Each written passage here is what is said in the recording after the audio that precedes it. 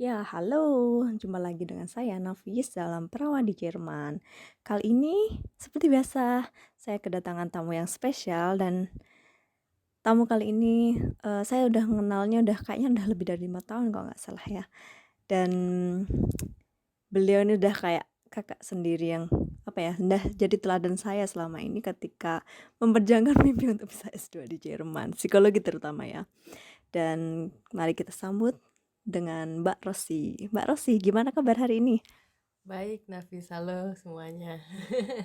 Makasih udah diundang buat ngobrol di podcastnya. Dengan senang hati. Mbak Rosi sendiri mungkin boleh perkenalkan dulunya gimana, dari mana asalnya di Indonesia dan lain sebagainya. Oke, perkenalan dulu lah ya. Ya. Oke, nama saya Rosi. Saya datang dari Bandung.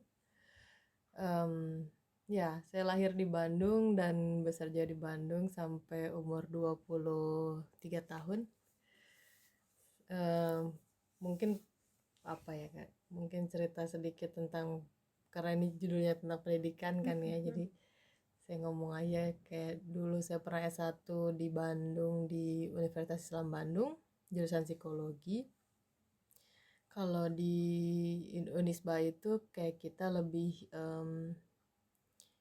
tendensinya itu kayak belajarnya tentang psikometri, tentang alat-alat psikologi. Mungkin kebanyakan juga di kampus lainnya seperti itu. Mungkin Nafis juga sama, eh, kayak kalau misalnya kita belajar pasti kayak banyak ke arah klinisnya dibanding kayak ke arah organisasinya kayak di Jerman ya kan. Kalau di Jerman S1 psikologinya itu banyak banget cabangnya, kayak misalnya ada psikologi ekonomi, ada psikologi yang ke arah BWL, ke arah Verwaltung, apa ya kalau bahasa Indonesianya, eh, ke bagian psikologi yang ya mungkin ke arah organisasi tapi banyak yang lebih spesifik juga gitu. Benar. Nah, kalau di Indonesia mungkin kebanyakan kayak psikologi organisasi itu pendalamannya di S2 gitu. Kalau di sini ada juga yang dari S1 gitu. Itu sih. Terus pengalaman setelah S1 dari Indonesia, saya kerja di bidang human resource juga buat rekrutmen. Karena ngerasa kayak monoton banget pekerjaannya. Kayak tiap kali pasti harus ngetes orang, kayak 30 sampai 50 orang em, per sesi gitu. Terus udahnya harus kayak apa, Penilaian nganalisnya, ya, kenal analisa. kayak bikin apa sih, penilaian ya, di scoring gitu, gimana performa yang dites, terus nanti bikin laporan, dari bikin laporan nanti diterusin ke calon-calon B2B yang emang kerja sama-sama kita gitu. Itu sih. Nah, karena ngerasa kayak nggak ada perkembangan dan pengen lebih ngembangin diri juga, kebetulan ada apa, saya dengar dari radio gitu tentang au pair di Jerman. Terus ya udah, karena saya dulu nggak punya uang gitu. Ya udah deh, cobain apa ini au pair gitu, coba research, terus dapat info tentang agen di Jakarta. Terus barulah di sana kayak mimpi buat keluar negeri dan lanjut S2 itu makin mantep gitu. Karena saya juga kayak ada beberapa pengaruh dari kampus juga, yang memang beberapa profesor kita lulusan juga dari Jerman gitu. Jadi kayak menginspirasi lah, kayak mereka bilang ya kalian kalau mau ke Jerman gitu kuliah di sana, karena basically semua orang juga tahu kan ya kayak kenapa banyak orang Indonesia yang mungkin pengen lanjut S2 di Jerman. Mungkin kayak orang mikirnya kayak Sigmund Freud itu datang dari Jerman, padahal bukan gitu. Tapi kayak di Eropa semua pada bilangnya yuk, kayak di apa tuh, lab yang paling terkenal itu di Universitas Leipzig Leipzig. ya kan, gitu kayak inspirasinya pasti ke sana gitu. Itu sih yang kayak ngemotivasi, kata mereka "Ya udah, kalian datanglah ke Jerman, kuliah di sana biar kalian kenal kayak gimana budayanya." Keren Menarik banget. sih. Keren banget. Soal nggak punya uang Mbak, temennya banyak. Gitu maksud saya. Iya, benar benar benar benar. Tapi gimana Mbak? Itu kan kayak jadi momok terbesar ya kalau orang Indonesia pengen keluar negeri, bahwa kuliah di luar negeri, hidup di luar negeri itu mahal banget dan kita kayak nggak sanggup deh seperti itu. Bagaimana Mbak mematahkan kata-kata seperti itu dan meyakinkan teman-teman bahwa sebenarnya mahbar atau bisa kok kita itu kuliah di luar negeri gitu? Iya sih, awalnya emang kayak skeptis banget gitu karena orang tua juga bukan orang yang punya gitu, terus karena ada orang yang sharing kayak au pair itu bisa kok gitu, dan ya mulai nabungnya itu dari semenjak au pair sih. Kayak emang nggak bisa dipungkiri kalau misalnya di Jerman tetap harus punya uang gitu ya, tapi bukannya nggak mungkin tanpa uang pun kita datang ke sini terus nggak bisa ngapa-ngapain gitu, banyak banget solusinya. Kayak saya awalnya kayak setelah au pair 1 tahun kayak bisa nabung kayak katakanlah sampai 2.000 euro, karena saya nggak ngabisin duit sama sekali, nggak jalan-jalan kayak orang-orang ke Eropa gitu, keliling Eropa. Terus tahun kedua saya kerja sukarelawan sama orang-orang yang membutuhkan bantuan lah dari segi mental gitu. Itu pun saya nabung lanjutin sampai bisa dapat 3.000 sampai 4.000 euro gitu, karena tekad saya buat kuliah kan. Jadi kalau kuliah memang tetap harus punya deposit gitu. Kalau orang bilang kayak misalnya ada agen yang bilang ya kalian ke Jerman pakai au pair terus atau pekerja sukarelawan terus nanti bisa kuliah, emang bisa tapi tetap harus ada uangnya gitu. Terus ya udah, karena uangnya tetap masih kurang, setelah 2 tahun saya kerja karena itu kerja pun dapat info dari kindergarten yang saya apply gitu. Kata mereka, kamu bisa kerja di tempat kita kalau ijazah kamu diakuin gitu, disetarakan di sini gitu. Karena kita S1 psikologi di Indonesia emang setara, tapi kalau di Jerman itu kalau mau kerja memang di bidang rumah sakit sama orang-orang yang butuh bantuan di bidang mentalnya itu kayak nggak bisa gitu. Paling mentoknya kita jadi pekerja sosial gitu. Tapi pekerja sosial pun kita nggak ada basicnya tentang kayak apa ya, aturan-aturan gimana sih ngurusin orang-orang yang berkebutuhan khusus di Jerman gitu, berdasarkan kalau di sini ada kayak SGB 5, SGB 10-nya gitu. Jadi kayak kita nggak ada basicnya itu gitu. Jadi kita Hukum-hukum nggak di boleh. Jerman gitu ya yang Bener-bener. berlaku. Nah, jadi nggak bisa gitu. Jadi saya sempat apply ke kindergarten terus mereka nyaranin setarain ijazah buat bisa jadi sosial pedagogi gitu. Nah dari situ setelah menyetarain ijazah baru saya bisa dapat uang yang cukup banyak dan baru bisa nabung gitu. Nah dari situ setelah kerja itu baru dapat sekitar 9.000 euro, baru saya mulai apply buat masuk kuliah. Berapa lama Mbak kerja waktu itu? Kalau nggak salah setahun. Setahun juga. Iya, dan buat masuknya pun menantang lagi, tapi ya gitu, tapi maksudnya ada jalannya gitu. Beberapa juga temen kayak kalau memang nggak bisa kuliah dulu ya udah ambil Ausbildung dulu gitu, kayak pekerja pelatihan, tapi lebih diakuin di Jerman dan itu kayak lebih meyakinkan kalau setelah Ausbildung pasti dapat pekerjaan tetap. Itu kemungkinan besar 99% lah pasti dapat gitu. Iya itu sih. Terus kalau emang berapa banyak sih harus bayar di universitasnya kita kalau S2 di Jerman tuh biasanya sampai berapa euro kisarannya gitu? Maksudnya semester Gitu, liburan ya? atau ya biaya per semesterannya gitu.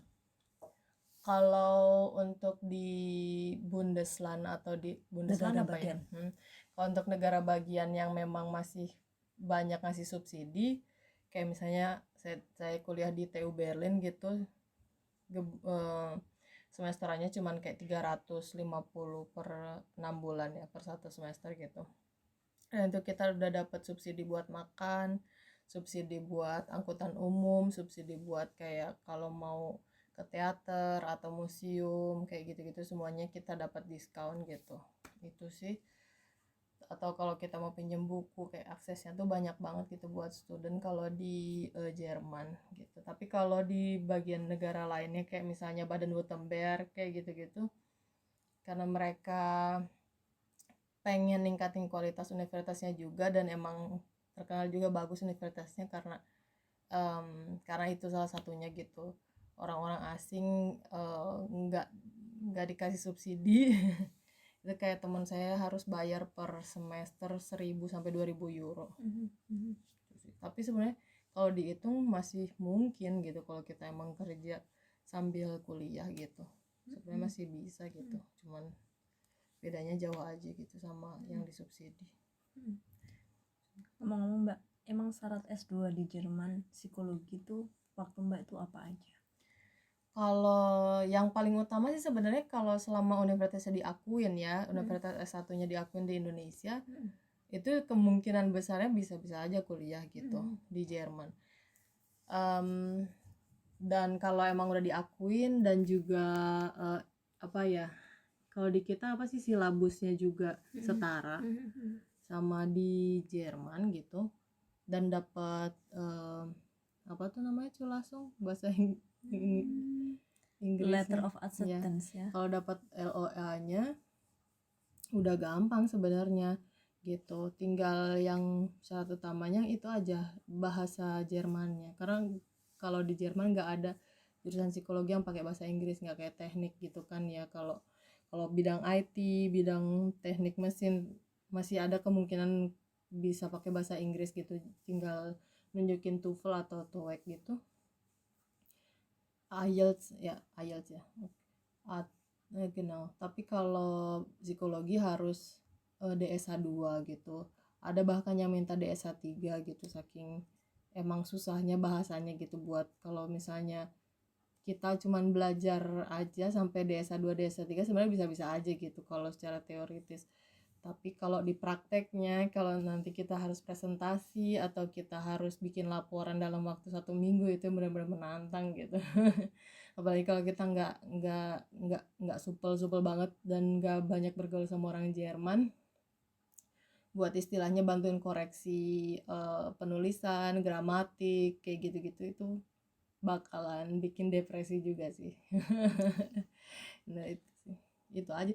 Tapi ada juga gitu, dulu saya apply kayak ke Universitas Humboldt, Universitas FU Berlin, itu ada beberapa Leistungspunkte atau ECTS kita yang masih kurang gitu, karena kan kalau nggak salah bachelor itu yang diakui 180 ECTS kalau nggak salah, atau iya kalau nggak salah 180. Nah di Indonesia itu kebanyakan ada silabus-silabus yang memang nggak diakuin di Jerman gitu. Misalnya kayak kita belajar bahasa Inggris, ada belajar bahasa Indonesia, ada belajar PPKN, kewarganegaraan, apalagi ya.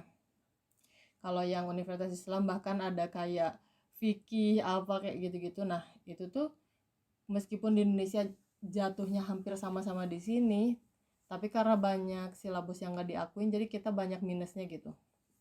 Nah di minusnya inilah yang nantinya bakalan mempengaruhi kita buat dapat si LOA-nya. Jadi kayak ada yang nawarin kayak oke, kamu kita terima di universitas, tapi kamu harus ngulang kayak 1-2 semester lagi buat nyetarain ECTS yang kita butuhin gitu. Baru nanti kamu bisa lanjut ke master gitu. Yang diulang yang mana? Contohnya yang kayak gimana? Mata kuliah yang apa? Contohnya kayak apa ya? Aduh aku lupa. aku ada ininya suratnya tapi nggak ada Di sini sekarang nggak ya. di sini Santai sekarang. aja, Mbak. Jadi kayak apa ya? Misalkan kita belajar misalnya ya, kayak ada katakanlah statistik 1 gitu, statistik deskriptif sama statistik inferensial kan ya. Tapi mungkin di sini udah beda lagi gitu namanya, bukan itu aja, tapi mungkin ada statistik apa penerapan statistik atau apa kayak gitu. Nah misalnya kita di Indonesianya nggak belajar, nah itu jadi minus gitu. Nah kita harus mengulang bagian yang emang nggak adanya gitu, kayak atau juga basic-basic kayak misalnya di kita ada pengantar psikologi, dan isinya apa aja sih pengantar psikologi di Indonesia gitu. Ada beberapa kampus yang memang juga minta gitu, misalnya pun dipenuhi syaratnya dan ECTS-nya setara, mereka tapi tetap pengen tahu nih isi dari si silabusnya apa aja, bukunya ya apa aja, terus apa ya kayak gambarannya tuh kalian kayak misalnya di Jerman kan ada misalnya kayak 12 ECTS, itu berarti ujiannya katakanlah 30-40% apa ya, ujian tulis sama ujian lisan gitu. Nah sisanya nanti misalnya ada kerja kelompoknya 20%. Nah ada lagi kayak misalnya per pertemuannya bisa berapa nih 1 jamnya, apakah dihitung 45 menit atau dihitungnya 60 menit kayak gitu-gitu. Jadi kayak mereka pengen tahu detailnya gitu. Dan banyak banget universitas di Indonesia yang nggak ada itu gitu. Dan menantang banget gitu. Pernah ada satu kampus yang minta, aku lupa universitas apa gitu. Terus ya udah akhirnya kayak ditolak karena nggak bisa menuhin gitu. Itu sih harus banyak research kalau menurut aku. Dulu aku kayak agak hajar-hajar aja, kayak udahlah apply aja dulu gitu karena mepet sama visa kan ya. Dulu aku pakai student Voorbereiding atau persiapan studi, jadi kepepet waktu ya udah apply semuanya gitu. Itu sih yang kayak strategi aku salah. Mungkin buat teman-teman yang mau kuliah ke Jerman mungkin lebih research dulu aja, terus mereka terbuka gitu. Kalau misalnya kalian bilang, oh ya saya mau kuliah di Jerman, universitas saya diakuin, saya kirim terjemahan ijazah saya, tolong kasih feedback gitu, apa yang harus saya lakuin, apa syarat yang harus saya penuhin. Biasanya mereka open banget dan bakalan kasih detailnya gitu. Cool.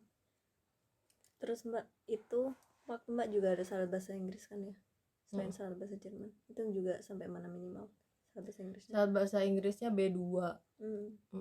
Batasnya dulu di mana? Apanya? B2 itu tesnya dulu di mana? Di sini juga? Aku di Bandung dulu, British Institute apa gitu. Oke. Dan kayak harus setara pakai Cambridge ESOL gitu.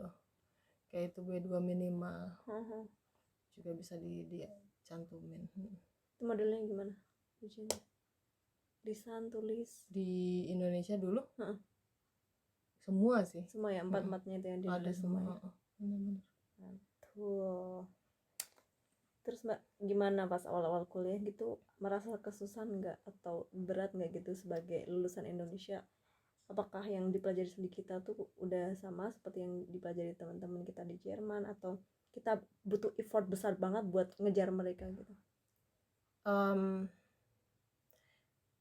Kadang kita nggak bisa mungkirin ya. Kayak aku mulai S2 itu udah di umur katakanlah 26-27 ya. Dan itu kayak baru mulai harus belajar lagi gitu setelah lama nggak buka buku. Maksudnya nggak kayak benar-benar belajar di depan buku sama komputer. Itu benar-benar challenging banget. Kayak ngerasa kalau pengaruh intelijensi, pengaruh kognisi itu ngaruh banget gitu. Terus kayak makin tua aku ngerasa wah berat banget kadang materi-materi yang dikasih gitu. Bukan cuma materinya aja yang emang berat, tapi juga bahasanya gitu. Entah itu pakai bahasa Inggris atau bahasa Jerman, dua-duanya kan bukan bahasa kita kan ya. Dan yang paling susah menurut aku juga bukan cuman kuliahnya, tapi gimana kita berintegrasi sama kultur lain. Itu sih yang paling menantang. Karena di awal aku ngerasa aku bukan orang yang ekstrovert gitu ya. Jadi buat ngedeketin orang tuh kayak agak-agak ragu-ragu gitu. Nah, kalau di Jerman kalau kita nggak aktif, kalau buat ngedeketin orang Jerman atau orang-orang yang emang di kampus sekelas sama kita, itu bakalan susah banget buat dapetin kelompok. Karena banyak misalnya di silabus kita gitu yang emang harus kerja kelompok karena memang ECTS-nya tinggi dan beban kuliahnya pun tinggi gitu. Nah di situ emang kalau kita nggak punya temen ya udah gitu. Jadi dan kita nggak boleh kerja sendiri juga gitu. Jadi di awal-awal tuh bener-bener ada orientasi gitu. Kita harus emang ya udah so kenal so deket aja, bodo amat orang mau mikir apa gitu. Karena nanti kedepannya kita pasti butuh mereka gitu. Itu sih yang paling susah menurut aku di awal adalah berintegrasi sama orang sininya langsung gitu, karena aku bukan orang yang ekstrovert. Terus selain itu juga yang paling menantang di awal-awal karena emang harus kerja juga kan ya. Jadi kalau kompromisnya karena aku kan full time studi, bukan kenapa sih part time studi, kan ada dua kan ya, kalau di Jerman bisa part time bisa full time gitu. Kalau aku full time, jadi kayak studi aku tuh lebih prioritas buat aku. Jadi kerja sama studi itu benar-benar berat. Kenapa ya? Karena nggak ada waktu aja buat kerja. Kalau kita kerja berarti kita nggak belajar hari itu sama sekali, dan besoknya pun bisa juga nggak belajar, kayak kecapean gitu. Dan ya itu sih yang paling menantang, kayak nggak ada istirahat sama sekali. Kadang mental health juga kena, karena ngerasa kayak kita di negara orang yang emang nggak deket sama siapapun gitu kan, meskipun ada orang Indonesia, sama-sama harus berjuang gitu, jadi kayak nggak bisa saling sharing suka duka kadang-kadang gitu, ya udah dipendam sendiri aja gitu. Tapi ya berjalannya waktu kayak ya udah lupa aja gitu rasanya, karena udah selesai sekarang. Iya, keren banget. Ya. Aku nggak bisa bayangin sih gimana capeknya belajar sambil bekerja, apalagi gimana Mbak? Maksudnya S2 itu bisa disambi gitu Mbak? Maksudnya sambil kerja itu gimana Mbak? Belajarnya kapan gitu? Atau Mbak Wendy sedikit tidur atau gimana Mbak nyiasatin belajarnya kalau kayak gitu? Iya, kayaknya semuanya udah dicoba, udah trial error semua dah yang. Makanya itu kenapa sisi deposit ini penting kan ya. Itu salah satu emang buat penolong kita juga gitu. Sebenarnya Jerman bagus gitu gimana cara aturan mereka buat ngasih kita bisa kuliah di Jerman gitu. Mereka kan minta subsidi minta deposit ke kita kayak sekarang sampai 11.000 euro kan ya. Itu tuh salah satu yang paling bagus strateginya, karena kadang memang ada kayak semester tertentu yang kita emang benar-benar nggak bisa kerja sama sekali gitu. Karena kalau kita kerja ya udah berarti antara lulusnya mundur, dimana juga ngefek ke visa kita kan ya. Jadi kayak itu bakalan mepet banget, kita bisa jadi harus perpanjang visa lagi dan nanti bermasalah sama pihak imigrasi gitu kan, kenapa kamu nggak lulus tepat waktu, bla bla bla, itu lebih kayak kompleks lagi gitu. Nah strateginya pakai si deposit itulah, jadi kayak aku dalam waktu kuliah 2,5 tahun gitu, mungkin ada 6 sampai 8 bulan aku nggak kerja di sela-sela waktu, karena emang harus, misalnya kayak ngerjain tesis aja, itu aku nggak bisa, hampir nggak bisa kerja sama sekali, karena beban penulisannya berat banget gitu, karena aku nulis sama pihak ekstern, sama apa, German Aerospace gitu, Deutsche Luftfahrtfahrt.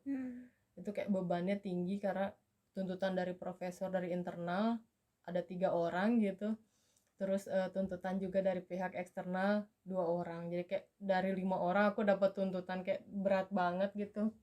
Maksudnya berat dari persepsi aku ya, mungkin dari orang lain yang emang bisa biasa aja gitu, tapi dari persepsi aku tuh berat banget gitu. Apalagi harus nulis pakai bahasa Jerman gitu, itu sih. Tapi itu strateginya ya semuanya dicobain gitu, kayak kadang-kadang gak kerja sama sekali, pengangguran gitu, kadang-kadang banyakin kerja buat ngeimbangin apa yang kita udah abisin selama nggak kerja.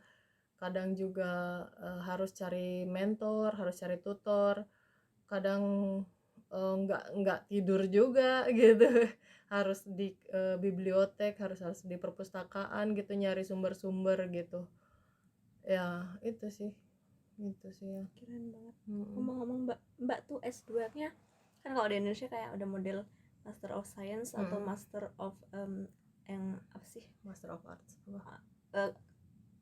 Master bukan, yang lebih ke jurusan yang ilmu sains murni atau yang lebih ke profesi. Kalau Mbak yang di Jerman ini S2-nya milih yang aku science Master ya? Science Ya.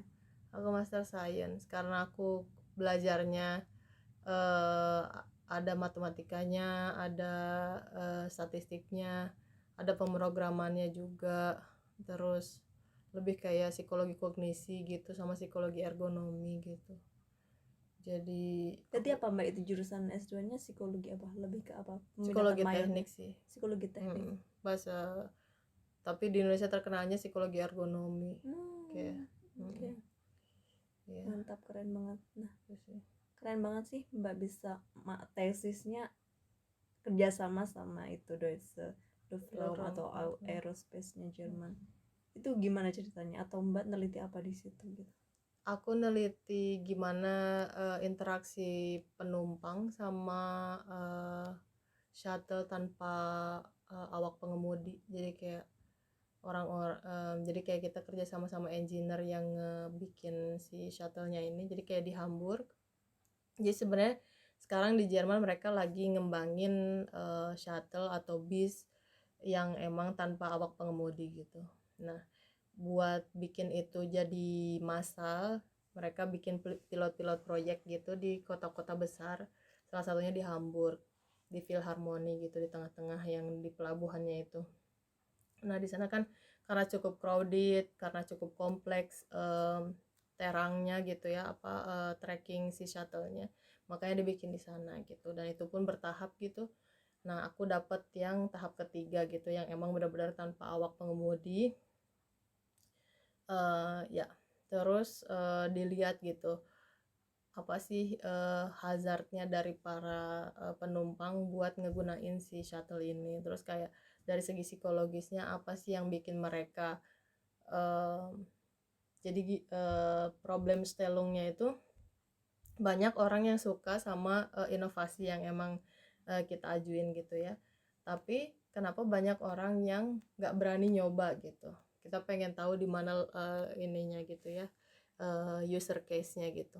Ternyata memang kita pasang instalasi video gitu di semua sisi, selama jalannya si shuttle ini tuh emang nggak smooth gitu. Jadi kayak banyak banget kayak tiba-tiba ngerem, ada bunga jatuh aja sensornya terlalu sensitif jadi tiba-tiba ngerem. Jadi penumpang juga kan pasti takut kan ya, dari pihak dari segi safety-nya gitu. Terus sekarang juga memang kayak si autonomous shuttle ini belum begitu smart kayak Tesla ya. Tesla juga kan sama kan konsepnya, tapi kalau Tesla mungkin lebih kayak private, kalau ini lebih kayak public transportasi gitu. Konsepnya sama, masih masih menantang gitu. Banyak banget tema yang kita angkat gitu, misalnya salah satunya kayak siapa sih yang bertanggung jawab kalau misalnya nggak ada awak pengemudi, apakah dari pihak pengembangnya, apakah juga dari pihak yang di jalanan umum, apakah orang nggak hati-hati, atau siapa yang tanggung jawab, karena kan nggak ada orang dia di dalamnya gitu. Itu ya gitulah, jadi intinya kayak apa ya, gimana caranya bikin si shuttle ini lebih safety biar orang-orang mau pakai itu gitu. Karena di Singapura misalnya mereka juga awalnya kayak cuman pilot proyek doang, tapi sekarang mereka udah benar-benar pakai si autonomous shuttle ini public gitu, jadi udah dipakai gitu. Keren banget. Keren banget. Aku jadi penasaran sih Mbak, kalau S2 di Jerman itu kita kayak nyari judulnya gitu tuh, kita diskusi sama profesor dan profesornya ngasih kayak opsi-opsi gitu, atau kita harus pure murni cari sendiri, mengembangkan tanya sendiri dan lain sebagainya, atau gimana dulu idenya bisa bisa kerja sama yang Dua-duanya mau diskusi. geli sih, dua-duanya memungkinkan, sama aja kayak di Indo menurut aku ya. Hmm. Bedanya mungkin kalau di Indo dulu, kalau aku ya, aku nggak tahu yang lainnya gimana, tapi kalau aku di Indonesia dulu aku ingat ngajuin 10 judul gitu. Oke. Yang kayak si profesornya semuanya nolak gitu kan, sampai akhirnya judul ke-11 baru dibolehin gitu. Kalau di sini yang aku suka, mereka tuh terbuka sama semua ide kita gitu, apalagi yang berhubungan sama psikologi pasti mereka terima gitu, yang berhubungan sama manusia dan mesin pasti mereka terima gitu. Ya udah, kalau kita emang punya judul yang menarik dan kita emang berani, soalnya kan kayak kayak tesis itu tergantung investasi kita ya. Kalau mungkin kita orang Jerman atau Eropa yang nggak terbatas pakai visa, kita tuh bisa nulis tesis 2-3 tahun terserah gitu. Jadi kita bisa memperdalam tesis itu makin lama dan makin kompleks gitu kan. Tapi kalau kita yang terbatas sama visa, kadang ya udah harus ambil apa yang ada gitu, harus ambil yang emang menurut kalian itu menarik dan nggak terlalu kompleks gitu. Kayak gitu sih. Ya aku ke profesor dulu, yang jelas harus cari how profesor gitu, terus kayak nanya punya tema apa gitu, dan mereka juga biasanya open list, mereka bikin public juga tema apa sih yang mereka suka, sama mereka lagi punya proyek apa gitu. Nah kalau kalian mau bisa apply, kalau kalian punya ide pun boleh ajuin gitu. Tapi waktu itu aku kayak apply ke profesornya, terus kata dia ya udah, kamu lihat dulu aja nanti kita ngobrol gitu. Tapi Selain itu juga aku kayak nyari-nyari di luar gitu, karena takutnya pas aku ambil yang dari profesor gitu, pertama aku nggak sanggup karena kan kita kayak ngeplay kerja ya. Jadi misalnya nih yang waktu aku dapat yang si profesor ini kayak kita harus ngendaliti dari segi augmented reality-nya, artinya kita kayak harus bikin programming, sama kita juga harus nge-auswertung pakai statistik yang emang kompleks gitu. Artinya aku nggak akan bisa sanggup dalam waktu satu semester buat nyelesain gitu, karena itu tuh kadang butuh kayak 2-3 orang gitu, dan aku nggak ada, antara aku nggak ada kelompok atau antara aku nggak bisa nyelesainnya itu sendiri dalam waktu singkat gitu. Makanya aku kayak cari lagi di luar yang mana yang mungkin bebannya nggak terlalu berat tapi masih tetap bagus judulnya gitu. Auswertungnya pakai SPSS, Mbak? Pakai Python. Heeh. Keras. Sebenarnya sama aja sih, cuman bedanya kayak prosesnya sama softwarenya. Mbak belajar sendiri Python gitu? Iya, belajar sendiri semuanya. Nggak ada yang bantuin. Keras. Keren banget. Nah, kalau di angkatannya Mbak itu yang keterima masuk di jurusan psikologi sampai berapa orang, Mbak? Satu angkatan gitu? Gimana? Pas satu angkatan kan ada kayak mungkin TU Berlin ya, Mbak? Pas Mbak masuk itu satu kommilitun atau teman-teman kuliahnya Mbak tuh berapa yang biasanya diterima gitu? Itu Total aku nggak tahu. inget sih ya, tapi Atau mungkin satu kelasnya isi berapa gitu waktu Mbak kuliah gitu-gitu. yang aku inget sih ya, kayak pas mulai itu kayak satu hale itu penuh gitu, satu shale itu sekitar berapa ya, itu kayak ada 300 orang kayaknya itu, karena kita kan dari jurusan aku ini dari banyak background gitu, psikologi sama teknik gitu, jadi orang psikologi bisa kuliah ini, orang teknik juga bisa kuliah ini gitu. Kalau yang teknik nanti mereka dapat Einführungnya ke arah-arah psikologi gitu. Kalau kita orang psikologi, Einführungnya ke arah-arah teknik gitu. Jadi kayak dua arah yang berbeda gitu. Nah dari seingat aku sih ya sekitar 200 atau 300 orang, ujungnya tuh yang emang kayak aku masih lihat mungkin kayak I don't know 50%-nya gitu. Terus nggak tahu mereka kemana. Ada yang nggak ngelanjutin, ada yang emang udah dapat kerja lebih bagus, ada juga yang ke Auslan gitu, ke luar negeri lainnya buat Erasmus, macam-macam sih. Keren banget.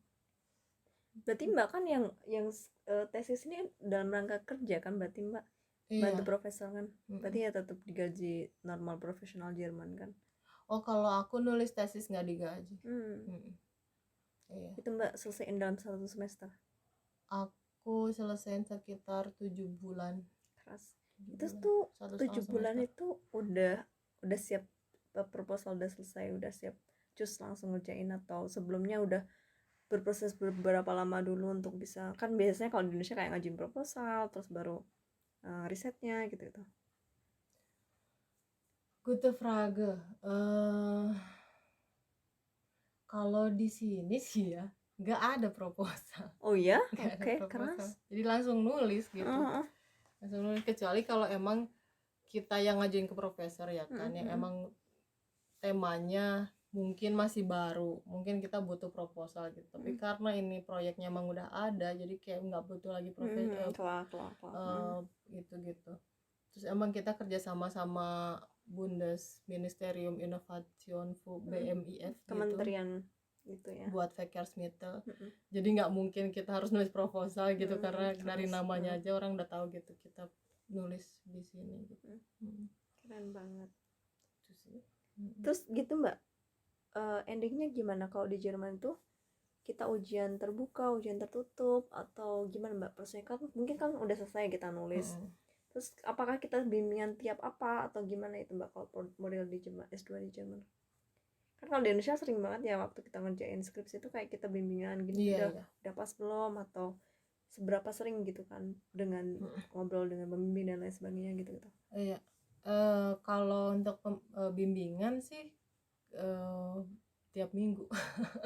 Tiap minggu bimbingan, makanya bener-bener nggak bisa kerja sama sekali gitu. Tiap minggu pasti ada revisi, tiap minggu pasti ada apa yang emang harus ditulis, tiap minggu kayak ada Auswertung, tiap minggu ada analisis gitu sih. Kayak tiap minggu memang selama 7 bulan itu intensif, tiap minggu pasti ada, kadang seminggu sekali, kadang seminggu sekali sampai 3 kali kadang-kadang. Karena saking mepet deadline-nya gitu. Yang menarik di penelitian di Jerman sih menurut aku ya, jadi kayak apapun hasilnya, kan kadang kalau di Indonesia banyak orang yang memanipulasi data biar hipotesisnya diterima dan kayak bilang, hey penelitian itu tuh berguna gitu. Padahal kalau emang penelitian itu nggak bagus, yang aku suka di Jerman tuh emang ditulis transparan gitu, maksudnya kayak jujur ilmiahnya gitu ya. iya jujur ilmiahnya, dan memang maksudnya kayak misalnya nih ya, ujungnya tuh dari penelitian aku kayak mau orang punya negatif emotion atau positif emotion, ujungnya mereka tetap mau pakai inovasi ini gitu loh. Jadi mereka tuh sebenarnya nggak, jadi istilahnya hipotesis aku juga nggak diakuin gitu, nggak diterima karena perbedaannya tuh dikit banget, nggak signifikan gitu. Dan ya udah bilang aja gitu, ternyata mau emosinya apa aja orang-orang tetap pada pakai gitu kan. Mungkin kita bisa tulis di sini, mungkin bisa lebih signifikan kalau lebih banyak orang yang pakai ini, jadi kayak sampelnya itu harus diperbanyak misalnya gitu, atau I don't know, mungkin harus dibandingin sama penelitian lainnya gitu, yang bukan cuma di Hamburg tapi juga di Bad Binbah misalnya, ada juga pilot proyek di sana gitu-gitu. Maksudnya kayak benar-benar open gitu. Ada juga yang emang dimasukin ke jurnal kan, yang aku juga sekarang dimasukin ke jurnal kan. Nah, ditulis di jurnalnya pun itu yang bikin profesor gitu, dia tulis kayak kok orang-orang pada ini ya, maksudnya kok positif hasilnya, harusnya hasilnya negatif gitu kalau mereka skeptis gitu kan, kok ini positif gitu. Ternyata memang kayak misalnya ada Hawthorne effect gitu kan, yang kayak mereka pengen menunjukkan tendensial yang bagus gitu ke peneliti karena emang mungkin mereka ngerasa simpati gitu sama penelitinya karena emang mungkin baik atau punya bindung yang bagus gitu. Jadi ya itu ditulis sama mereka gitu. Kok aneh ya kenapa hasilnya kayak gini gitu kan. Jadi kayak mereka bisa berasumsi, oh mungkin orang-orang ini kayak baik ke kita gara-gara apa sih, maksudnya hasilnya kayak gini gara-gara mereka baik ke kita gitu, bukan secara objektif ngenilai sesuatu gitu. Kayak gitu sih. Menarik. Terus Mbak, kalau di Jerman itu apa tuh ya? Mbak harus ngambil datanya berapa? Maksudnya kan ini kan ada kayak percobaannya sama Mbak ini. Berapa orang yang harus di Auswertung gitu atau di Aku harus nge-Auswertung sekitar 200 orang kayaknya ada. itu juga ada wawancara spesifik gitu atau cuma Ada yang kualitatif, ada yang juga kuantitatif. jadi mix method gitu ya resepnya. Berapa halaman Mbak jadinya? Kita cuma boleh nulis 60 halaman. Hai. Cuman boleh nulis segitu gitu. Enggak boleh banyak-banyak gitu. 60 sampai 80 halaman seingat aku. Itu dari awal, dari bab 1 seperti biasa gitu sampai ending gitu ya. Iya. Itu kayak gitu juga mirip seperti yang ada di Indonesia atau ada bedanya? Mirip. Jadi bab 3 slow method-nya apa gitu-gitu. Ya. Alat yang digunakan apa aja, Python gitu-gitu semua ditulis. Apa ya? Python kayak tadi kan Python, program iya. Pakai apa aja gitu. Itu ditulis semua itu. Terus lampirannya panjang banyak banget Mbak berarti? Enggak, malah Enggak juga. banyak lampiran. Padahal kan ada mix method, kan ada kualitatifnya, ada ininya. Soalnya masuk ke Auswertung gitu. Oh gitu. Berarti dia nggak diikutkan di tesisnya ya? Soalnya kalau data mentahnya nggak mungkin dimasukin sih kalau menurut aku gitu. Kayak kalau di Indonesia kan semua dimasukin kan ya, kayak survei gitu. Iya benar. Bukti-bukti ininya. Ada juga memang maksudnya kayak emang harus dimasukin gitu, tapi nggak semua kayak data mentah harus dimasukin sampai kayak misalnya satu orang ini datanya sepanjang ini. Terus. Ya. Tapi mereka gimana Mbak? Maksudnya kan kayak di bab 4 gitu. Pasti itu namanya, aku lupa istilahnya. Bab 4 Mbak. Apa? Jadi kan orang, oh ini tuh udah, maksudnya udah objektif banget, diterapin di sini dan sini sama gitu tuh. Apa itu? Validitas, reliabilitas. Ya genau richtig. Gimana menguji validitas dan ininya Mbak? Kalau yang aku jadi gini, kita kerjasamanya itu sama beberapa orang gitu, kita nulis tesisnya. Tapi emang part aku lebih kualitatif gitu. kita ada hipotesis tapi nggak yang kayak hipotesis harus diuji pakai tetes, ANOVA atau apa, nggak pakai, tapi ujungnya memang kita harus kuantifikasi gitu. Dan makanya nggak ada kayak uji validitas sama reliabilitas gitu, kayak lebih apa sih yang bikin seseorang kayak skeptis sama nggak skeptis gitu, apa aja sih tendensialnya yang bikin si autonomous shuttle ini nggak si share gitu, nggak aman gitu. Terus apa lagi ya,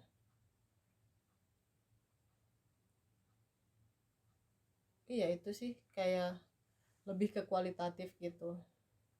Nggak ada contohnya ya, nggak, tesis aku nggak di sini. santai. Kapan-kapan aja nanti dikirim ya. Iya. Mantap, interesan banget mbak. Maksudnya something new gitu lah buat aku gitu. Aku juga itu something new sih, makanya kayak penasaran kayak apa sih ini gitu. Ada kayak kommilitoan aku satunya bikin augmented reality buat si autonomous shuttle ini juga, jadi kayak nanti di Cukunv itu kayak kita bisa lihat atau kayak Pokemon gitu di mana sih shuttle-nya. Nah shuttle-nya itu konsepnya kayak ngejemput kita ke rumah gitu, sedekat mungkin dari rumah, dan nanti mereka pakai künstliche Intelligenz gitu buat kayak beresnen. Saya di rumah di daerah sini yang mesen 5 orang gitu, mau ke arah tengah, satu ke arah tengah, satu ke arah kanan kiri gitu ya. Nanti mereka beresnen mana rute yang paling cepat buat semuanya dan semuanya dilewatin gitu. Ntar kedepannya bakal seintelijen itu gitu, tapi sekarang belum. Keren banget, kayak speechless gitu. Wow, Menarik sih. Aku juga baru tahu di Jerman ada jurusan kayak psikologi terus dicampur teknik gitu. Mbak itu emang pingin banget masuk situ sebelumnya atau laut cufal aja gitu? Itu coba. Kebetulan banget gitu ya. Keras. Dan Mbak bisa melewati semuanya gitu. Iya, nangis sih. Karena nggak ngerti sama sekali. Aku bukan orang teknik, terus disuruh bikin program gitu. Terus disuruh bikin mesin gitu. Kayak bukan mesin mobil gitu kan, tapi kayak kita harus kayak programming pakai Python. Bikin sesuatu yang emang berguna buat manusia. Waktu itu aku bikin mesin buat ngasih makan anjing gitu. Jadi kalau misalkan di Jerman kan banyak banget orang yang punya anjing kan ya. Jadi aku kayak tertarik aja gimana sih bikin mesin otomatis yang bisa ngasih makan sama ngasih minum anjing, tapi sesuai tepat waktu dan bisa ada porsinya, sama juga bisa dipantau dari jauh gitu. Jadi kayak kita pakai sensor sama juga ngembangin pakai Raspberry Pi, itu kayak komputer chips yang paling kecil yang bisa dimainin sama anak-anak di Jerman gitu kan. Tapi emang gunanya tuh banyak banget gitu. Nah, kita kayak pakai si komputer itu buat bikin si mesin ini gitu. Kayak jadi kalau misalnya anjingnya makan atau enggak, kita pakai Bewegung sensor gitu, kayak sensor pergerakan buat ngenalin oh anjingnya makan, terus nanti ditangkap sama kamera dikirim ke email gitu. Terus nanti kayak bisa ngelihat oh ya anjing aku makan, makanannya habis gitu. Itu sih yang menarik. Keren banget. Menarik banget. Keras banget. Waktu S2 gitu ada juga kayak magang-magang di luar gitu? Aku satu-satunya magang cuman di itu doang, yang di DLR itu doang, kayak berasa magangnya gitu. Tapi kalau selebihnya karena aku nggak ada niatan ke situ kan ya. Kalau orang-orang tuh kayak emang udah pengen ke arah-arah situ, karena makanya kenapa mereka kuliah di Jerman dan di TU Berlin gitu, karena mereka udah tahu, jadi mereka udah punya banyak basic gitu. Kayak misalnya mereka belajar pemrograman bahasa Java atau C++ gitu kan. Kalau aku nggak ada, jadi kayak mau magang juga agak susah gitu, karena salah satu kebanyakan syaratnya misalnya kayak harus bisa Python, harus bisa MATLAB, harus bisa C atau C++ gitu kan. Jadi itu agak susah buat aku di awal buat magang gitu.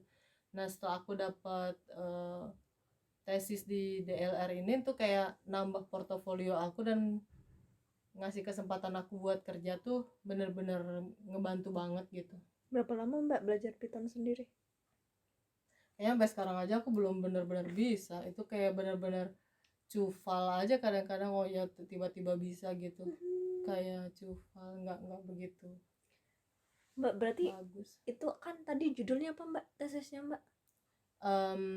Autonomous shuttle Oh, haleluya. Ininya psikologinya apanya Masnya? Oh ya, bentar ya. Aku, gila ini udah malam udah malam banget, otak aku nggak jalan. Apa ya? Aku sampai lupa judul aku. Ininya aja, psikologinya aja Masnya. Aku juga lupa Oh istilahnya. iya, y- em, user experience, MOJ ya. Jadi user experience di autonomous shuttle gitu. Jadi kayak kita pakai teori dari McHugh. Jadi kita ngeukur kepuasan para penumpangnya gitu di dalam satu shuttle.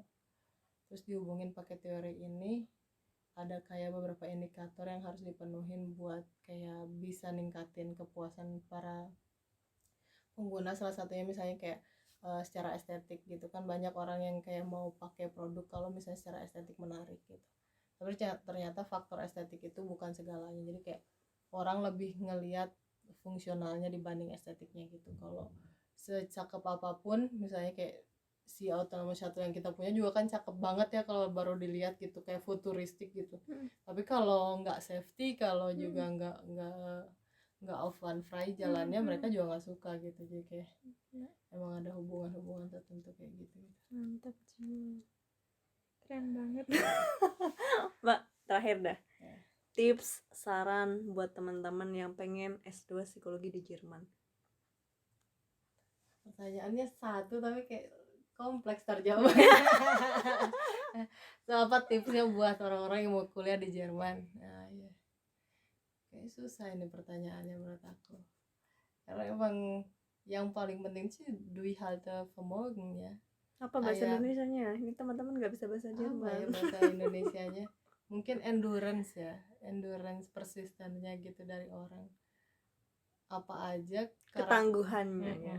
apa aja kayak ke karakternya orang. Tapi kalau menurut aku orang Indonesia tuh endurance-nya tinggi gitu.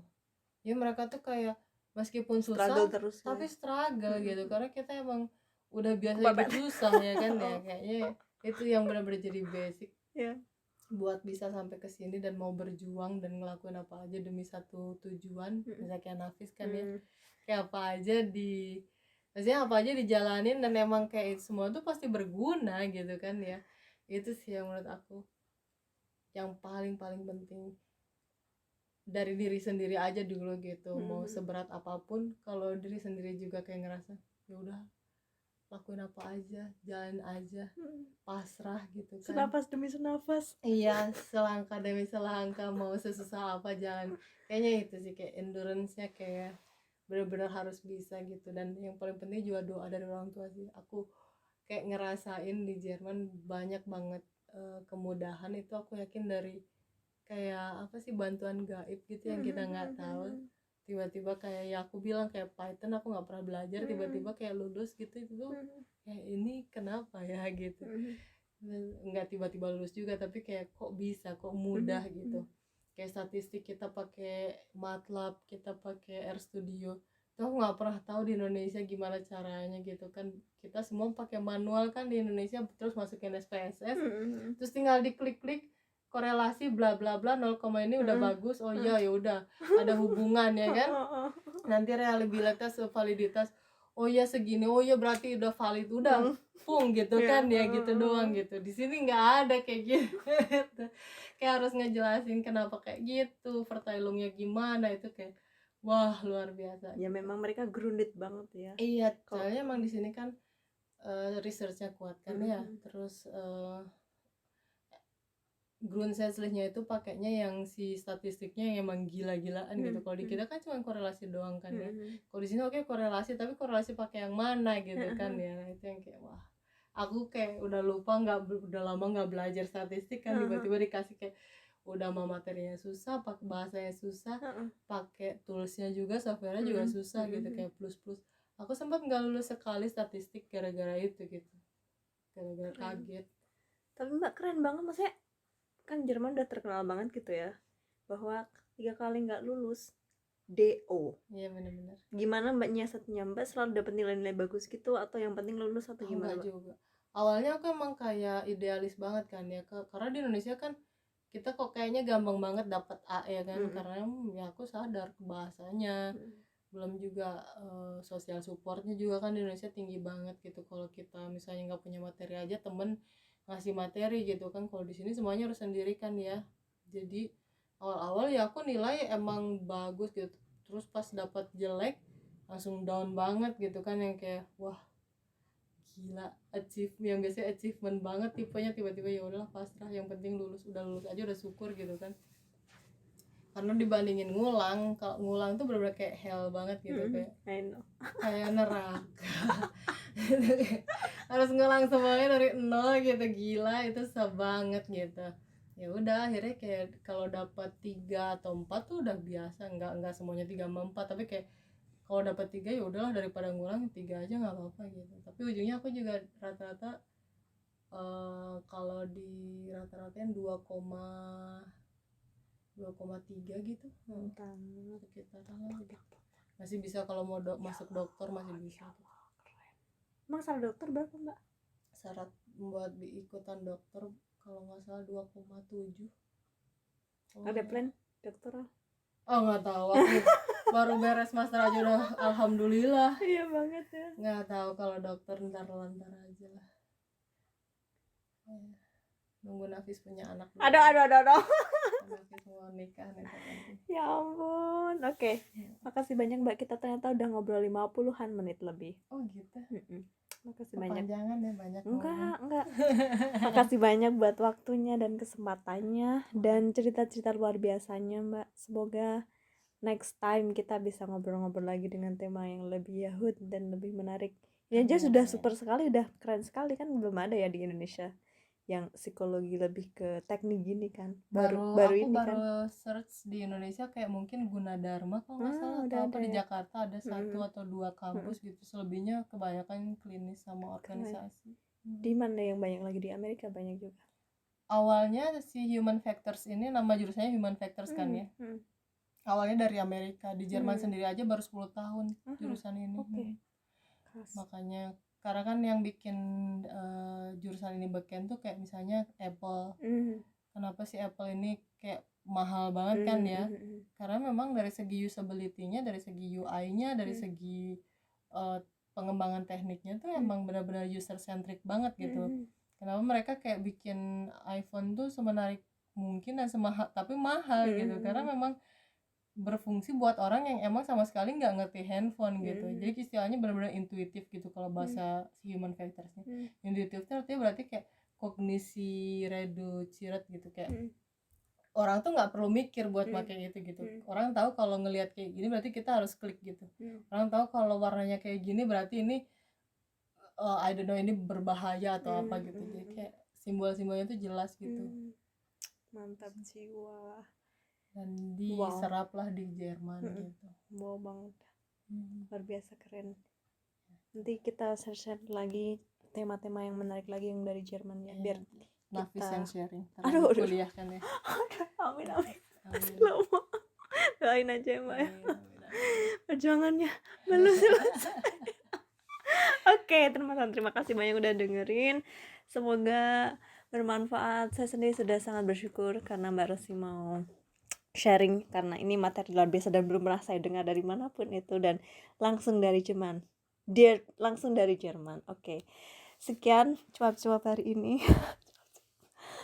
Dan bis zum nächsten Mal. Tschüss.